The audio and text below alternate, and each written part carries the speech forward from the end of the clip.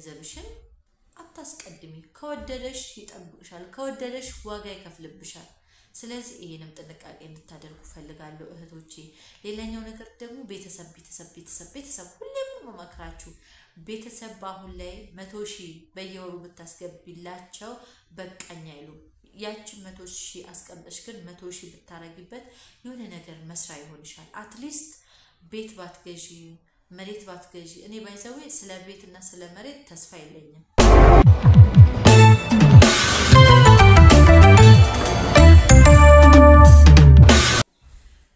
ሰላም ውድና የተከበራችሁ የብርሃን ሚዲያ ቤተሰቦች እንዴት ናችሁ ደህና ናችሁ ወይ እኔ ያለሁኝ እግዚአብሔር ይመስገን እንግዲህ ዛሬ በአዲስ ቪዲዮ ተመልሼ መጥቻለሁ የዛሬ ቪዲዮ የሚሆነው ሰሞኑን በሰራሁት ቪዲዮ በጣም ብዙዎቻችሁ ጥያቄ በውስጥም እየጠየቃችሁኝ ነው እንዲሁም በኮሜንት ላይ እየጠየቃችሁኝ ነው ማለት ነው ስለሱ ትንሽ መልስላችሁ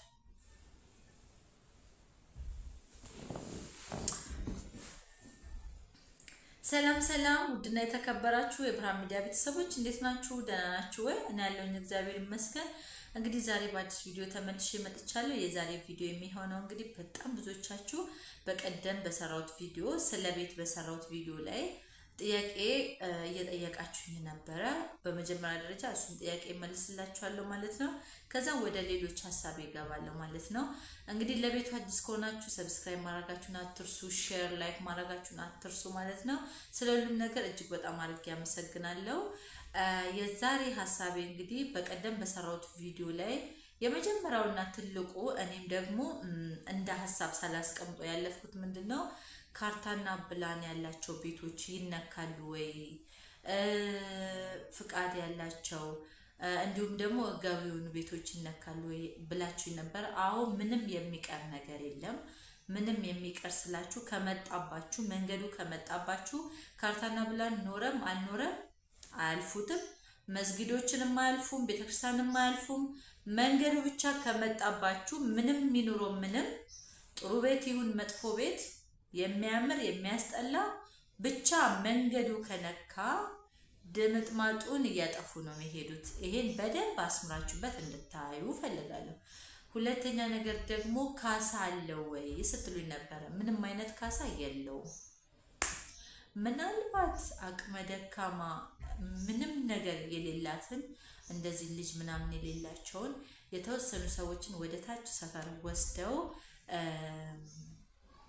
140 ካሬ ምናምን ተሰጥቷቸዋል ምባል ሰምቻለሁ ከዛ በተረፈ እንግዲህ እንደዚህ የተነሳባችሁን ቤት ተክቶ ምናምን ወፍ የለም ውሸት ነው እና ሌላኛው ነገር ደግሞ አስፋልት ነው ወይስ ውስጥ ለውስጥ ነው ይሄ ነገር የተፈጠረ ስትሉኝ ነበር ውስጥ ለውስጥ መንደር ውስጥ በጣም ወደ ገጠር ገባ ብሎ የትኛውን ቦታ በቃ ሁሉም ቦታ ላይ 01 መልካወዳ 05 08 ሁሉም ቀበሌ 010 ሁሉም ቀበሌ ወንዶ ማዞሪያ ሁሉም ቦታ እንትን አሌሉ ምናምን ሁሉም ቦታ ነው እና አስፋልት ሳይሆን የውስጥ ለውስጥ መንገድ ግን ስፋቱ እስከ 40 ሜትር ምናምን ብቻ ነው እየተው የሚያልፉት ማለት ነው ለምሳሌ ከዚህ እስከዚህ በዚህ መሃል ውስጥ ቤት ካለ 40 ሜትር ከሆነ ያልፉና መንገድ ይሰይማሉ መንገድ ሲሰይሙ ምናልባት በቤት ላይ ሊሆን ይችላል ምናልባት በመንገድ ሊቀጥል ይችላል በቤተክርስቲያን ላይ ሊመጣ ይችላል በመስጊድ ላይ ሊመጣ ይችላል እንደተመቻቸውና እንዳሻቸው ነው የሚያረጉትና ይሄኛውን በደንብ እንድታውቁ ፈልጋለሁ የጠየቃችሁኝን ጥያቄ የመለስኩ ይመስለኛል አስፋልት ነው ውስጥ ለውስጥ ነው ላላችሁኝ ውስጥ ለውስጥ ነው ካርታና ፕላን ያለው ቤት ይነካል ላላችሁኝ አዎ ድብና አርጎ ነው የሚለካው ሌላኛው ነገር ደግሞ ምንድነው ያላችሁኝ ብቻ በጣም ብዙ ጥያቄዎች ነበሩ ይሄን ይመስላል እንግዲህ የናንተ ጥያቄ ብዬ ተስፋ አደርጋለሁ አሁን ላይ በጣም ርካሽ ነው ቤት ወደ ሻሸመኔ ወደኛ አካባቢ ባይዘው በጣም ስለወፈርኩኝ መናገር ራሱ ያቃተኝ እና 7 ኪሎ ነኝ እስኪ እንዴት አድርጌ እንደመከሳው ወይ ደግሞ እንዴት አድርጌ ወደ 55 ኪሎ እንደምመለስ አብረን እንሰራለን ማለት ነው እያሰብኩ ነው ሌላ ቻናል እንደዚህ ስለ ውበት ወይ ስለ መቀነስ ስለ መወፈር እንዲሁም ደግሞ ስለ ኢትዮጵያ አኗኗር ማለት ውሎዬን ላሳያችሁ እያሰብኩ ነው። ሌላ ንጹህ የሆነ ቻናል ከፍቼ ኦር በዚሁም ደግሞ አሳያችኋለሁ ማለት ነው። ግን ያው 3 ወር ይምላኝና ወደ መክሳቱ እንሄዳለን ማለት ነው። ምክንያቱም አሁን ከራሴ መለቅ እያሰብኩ ያለሁት ለልጄ ነው። ልጄ ጡት ማግኘት ስላለበት ያገኙትን ዋጥ እያደረኩኝ እና ግን ውፍረት በጣም ይጨንቃል። በቃ እንጃ ኮንፊደንሳችሁን ይውጣል። ላይክ አይ ዶንት ኖ ብቻ በጣም ከባድ ነው። በጣም ወፍራም ሰው ለሆናችሁ ሰዎች አይ ዶንት ኖ እንዴት እንደምትኖሩት። እኔ አሁን 70 ነኝ፣ ድፍን 70 ማለት ነው። እና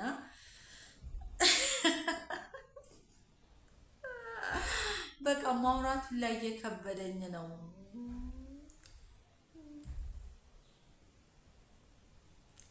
አይ እናንተ እና ጋይስ ከ70-55 እመለሳለሁ። ይሄ የማይቀር ነው። ቢፈጅብኝ 2 ወር ኦር 3 ወር ቢበዛ ማለት ነው። ስለዚህ ስንተኛ ወሬ ላይ ጀምራለሁ? 3ኛ ወሬ ላይ የዛሬ ወር ነው የምጀምረው ማለት ነው። ኦልሞስት ዛሬ ባይዘዌ ሰኞ ባይዘዌ 2 ወሬ ነው። ኦልሬዲ 2 ወር ሞላኝ ማለት ነው። እና ከዛን ከአንድ ወር በኋላ ጀምራለሁ ስለመወፈርና ስለመክሳት ስለ ሁሉም ነገር። ግን ሰሞኑን ሶሻል ሚዲያ ወይ ደግሞ ቲክቶክ መንደር ላይ የምናየውን ነገር እንግዲህ ለጆሮ ምን ያክል እንደሚከብድ በዚህ ውስጥ ግን ምን ተማራችሁ? ምን አይነት ጓደኛ ነው ያላችሁ? እናንተስ በምን አይነት ሁኔታ ውስጥ ናችሁ ያላችሁት? የእናንተ ጓደኛ ምን ያክል ታማኞች ናቸው? ምን ያክልስ ጥሩ ጓደኛ ራሷን መስዋዕት የምታደርግ ጓደኛ አለሽ? እና ምን ለማለት ፈልጌ ነው፣ አቢባ ቤት ሰሞኑን በቲክቶክ ስናይ የነበረውን እህት በወንድም የሚጨክንበት ወንድም በእህት የሚጨክንበት በጣም በጥበጥ ያለ ውስብስብ ያለ እና የሰው ልጅ ለገንዘብና ለጥቃቅን ነገሮች ምን ያክል ርቆ እንደሚሄድ አይታችኋል። ሸሚዙን ስጪኝ ላሰራበት ነው እንትኑን ስጪኝ በጣም ይከብዳል። በቃ አንዳንዴ ኢትዮጵያዊነታችን የማየው እኔ በእርዳታ አንደኛ በማዘን አንዱ ለአንዱ በሩን የምከፍት ይሄን ነው የማውቀው። ግን የዚህን ያክል ደግሞ በየቤቱ ቤት ይቁጠረው፣ ለዛውም በስደት ኖሮ አንዱ ባንዱ ላይ እና እናንተስ ከጎናችሁ ያሏችሁ ጓደኞቻችሁ ምን አይነት ጓደኞች እኛ ጋር ነው ያላችሁና ጓደኞቻችሁን ለዩ። በችግር ጊዜ ነው ባይዘው ሰው የሚለየውና እኔ አሁን ላይ ንጹህ ወረቀት ታውቃላችሁ በጣም ብዙ ነገር አይቻለሁ። በጣም ብዙ ጓደኞች ነበሩኝ፣ በጣም ብዙ ሰዎች ነበሩ እና ጥንቃቄ ያደረጋችሁ ጊዜው በጣም ከፍቷል። ሞር በሰው ሀገር ያላችሁ እህቶቼ ወንዶች የሚያወሩ ወንዶች 100% ማለት ይቻላል ምናልባት ከ100 አንድ ወንድ ቢገኝ ነው ውሸት ነው፣ ለገንዘብ ነው የሚፈልግሽ። እና አሁን ላይ ገንዘብ በጣም ከባድ ስለሆነ ለማግኘት ሞር ኢትዮጵያ ውስጥ ለዛ ነው የሚፈልግሽ አንቺ ለገንዘብ ለሌላ ለምንም አይደለም። ምክንያቱም በጣም ቆንጆ የሆኑት ሴቶች ኢትዮጵያ ውስጥ ነፍ ናቸው ነፍ። ስለዚህ አንቺም ከዚህ አገር ማዶ እዛ ድረስ ወዶሽ ፈልጎሽ ተጨንቆልሽ እንዳይመስልሽ። ስለዚህ ሲወድሽ ማንነትሽን ብቻሽን ያለላብሽ፣ ምክንያቱም አብራችሁ ሰርታችሁ ማግኘት መቻል አለባችሁ። ያኔ ነው ፍቅሩ የሚጣፍጠው፣ ያኔ ነው መጣጣሙ የሚመጣና ገንዘብሽን አታስቀድሚ። ከወደደሽ ይጠብቅሻል፣ ከወደደሽ ዋጋ ይከፍልብሻል። ስለዚህ ይሄንም ጥንቃቄ እንድታደርጉ ፈልጋለሁ እህቶቼ። ሌላኛው ነገር ደግሞ ቤተሰብ ሁሌም መመክራችሁ ቤተሰብ አሁን ላይ 100,000 በየወሩ ብታስገቢላቸው በቃኛ ይሉ ያችን 100,000 አስቀምጠሽ ግን 100,000 ብታረጊበት የሆነ ነገር መስራ ይሆንሻል። አትሊስት ቤት ባትገዢ መሬት ባትገዢ። እኔ ባይዘው ስለ ቤትና ስለ መሬት ተስፋ የለኝም ማለቴ በስደት ተሰቃይቶ 7 እና 8 ዓመት የሰው ሀገር ሰርቶ የገዙትን ቤት እንዲሁ እንደዋዛ የሚወሰድ ከሆነ እኔ ፐርሰናሊ ተከራይቼ እኖራለሁ እግዚአብሔር እስካኖረኝ ድረስ። ግን ምንድነው የምፈልገው ቢዝነስ መስራት ስራ መስራት ነው የምፈልገው በእናንተ ቦታ ቢሆን ማለት ነው። ምክንያቱም አገራችን ላይ ያለው ውስብስብ ነገር በጣም ያስጠላል፣ በጣም ተስፋ ያስቆርጣል። እኔ ነኝ አይደለ ቤት ግዙ መሬት ግዙ ይጠቅማል ስላችሁ የከረምኩት። አሁን ላይ ግን በጣም ከባድ ነው። ምንም እንዳትገዙ ነው የምላችሁ። ከቻላችሁ ቢዝነስ ተሰሩበታላችሁ እንደዚህ አይነት ነገሮችን ኦንላይን ላይ ስማርት መሆን መቻል አለብሽ ከጊዜው ጋር ነው መሄድ መቻል አለብሽና ዝቅ ያለ ቦታ የሰው ኩሽና ስለምትሰሩ የሰው ሽንት ቤት ስለምታጸዱ የሰውን አልጋ ስለምታነጥፉ ራስሽን በዛ ልክ ዝቅ አድርገሽ አንቺ በጣም ጀግና ነሽ በጣም ስማርት ነሽ በጣም ጎበዝ ነሽ ትቻለሽ አንድ ወንድ ወይ ደግሞ አንድ ሰው 6 እና 7 አመት ተምሮ የሚያገኘውን ደሞዝ አንቺ እያገኘሽ ነው መማር ትቻለሽ ምንም አይነት ጊዜ አልፈብሽም ያም ይሆነው ግን ጊዜሽን በአግባቡ ስትጠቀሚ ነው ማንነትሽን በጣም ራስሽን ስትወጂ ነው ለራስሽ ቦታ ስኖርሽ ነው እና ይሄን ነው ልላችሁ የምችለው መመክራችሁ ነገር እኔ እውነቴን ነው የምላችሁ በጣም የምታሳዝኑ እህቶች አላችሁ አመት ብቻ የምትቆጥሩት በሰው ኩሽና ተቀምጣችሁ ወይ ገንዘብ አላዛችሁ ወይ ልጅ የላችሁ ወይ ጥሩ ኑሮ ላይክ እንደፈለሽ ፈታ ብለሽ እንኳን ኖረሽ ቢያልፍ ጊዜው ኦኬ ከምንም ሳትሆኑ ከምንም ጧት ያለ ፍላጎትሽ ትነሻለሽ ማታ እንቅልፍ ባስፈልገሽ ሰዓት አትተኝም እኩለ ሌሊት ትተኛለሽ ይሄን ሁሉ መበቀል ነው ያለብሽ በቃ መበቀል እኔ ከዚህ አመት በኋላ የራሴ ህይወት ልኖረኝ ይገባል በቤቴ እኔ ራሴ አጋዥ ልትኖረኝ ይገባል ጥሩ እንቅልፍ መተኛት አለብኝ ጥሩ ምግብ መብላት አለብኝ ጥሩ ኑሮ መኖር አለብኝ ይሄን ከማን ጋር ነው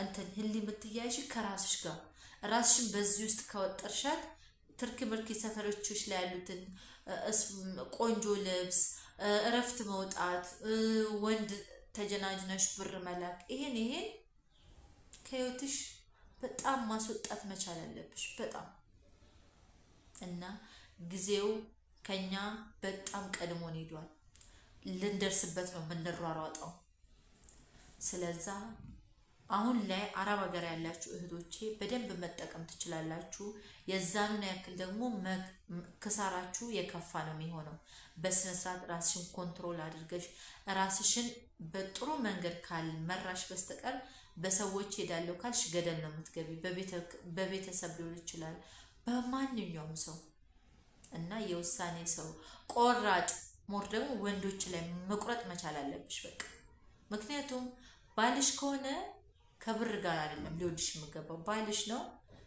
ፍቅርሽን ብቻ ነው መጠበቅ ያለበት አትሊስት እሱ ቀን ስራ የሚስራ የመንግስት ስራ የሚስራ whatever ማንኛውንም ስራ ሰርቶ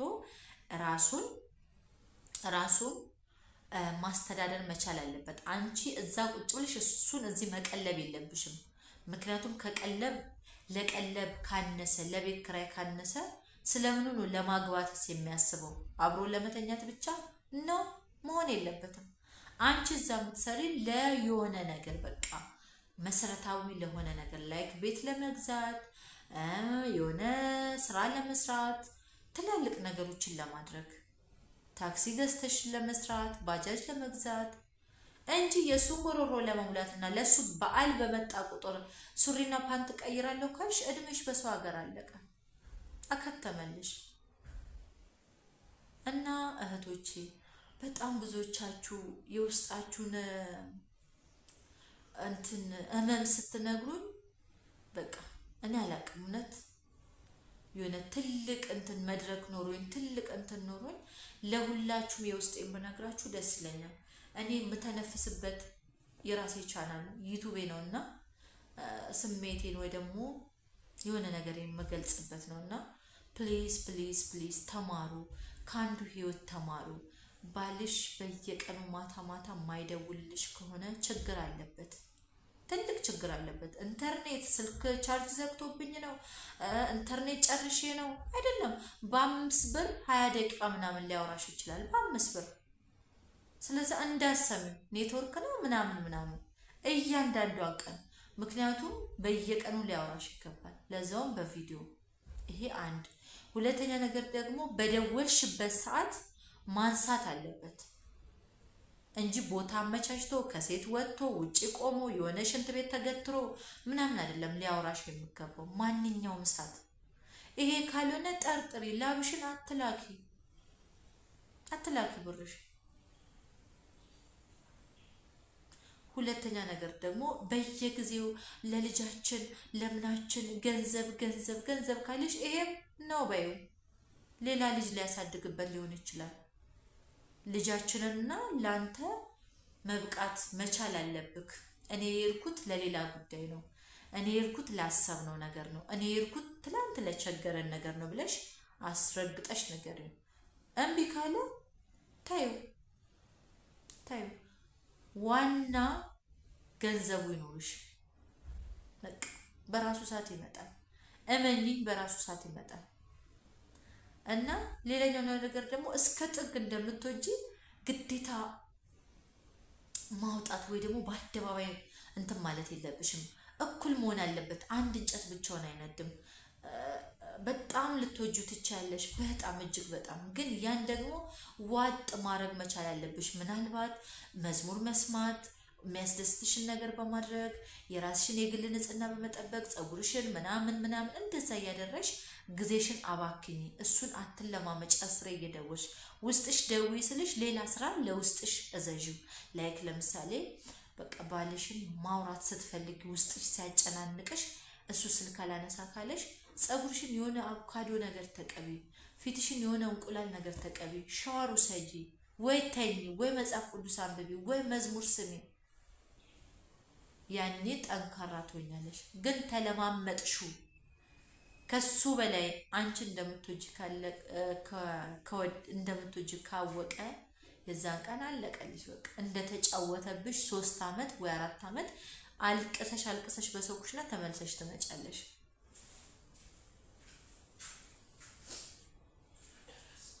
ስለዛ እሱ ላንቺ ጤናሽ አይደለም፣ እሱ ላንቺ አይንሽ አይደለም፣ እሱ ላንቺ ልብሽ ኩላሊትሽ አይደለም። ምናልባት አንዱ ኩላሊት ብትጠጪ ላይሰጥሽ ይችላል።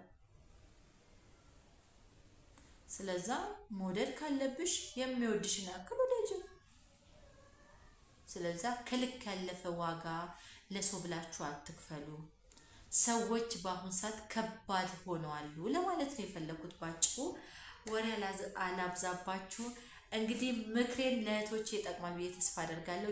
ሼር አድርጉ፣ እንደሰማችሁ ሼር አድርጉ ማለት ነው። አመሰግናለሁ።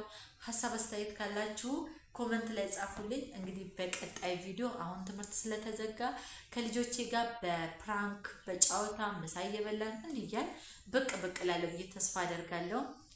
አመሰግናለሁ። በያላችሁበት ሰላም ሁኑልኝ። ባይ ባይ።